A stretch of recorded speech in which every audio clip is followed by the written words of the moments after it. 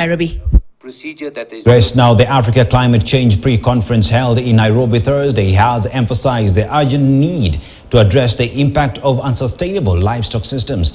The conference also called for funding for small farmers to reduce reliance on external aid. Will Sig reports on the comprehensive agenda aimed at representing the continent's concerns in the upcoming summit.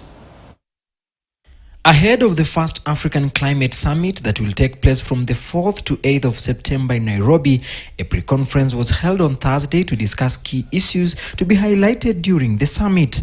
The meeting called upon African governments to acknowledge the impact of unsustainable livestock production systems and adoption of humane, sustainable and regenerative livestock production systems. We want to be part not just of the conversation towards combating or mitigating the effects of climate change, but actually to take the necessary actions. Factory farming was identified as a challenge as it promotes deforestation to plant crops for animal feed. It has also been faulted for releasing carbon into the atmosphere. Most of the greenhouse gas that cause climate change is actually produced by the West.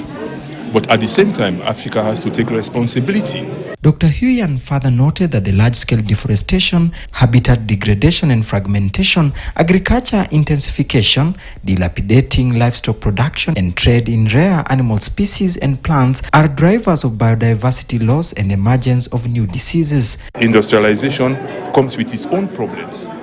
The cost of environmental pollution is not accounted for when you look at the cost of production. The pre-conference championing for food sovereignty in Africa, which also ensures people control their own food systems. The smallholder systems be supported financially, morally, politically, etc. Kenya shall be hosting the inaugural African Climate Summit with the African Union Commission in Nairobi. So we are calling on our leadership in Africa that this summit is one where the leadership for once has to be united. If there is anything that has to unite the African continent, it is our response to the climate crisis.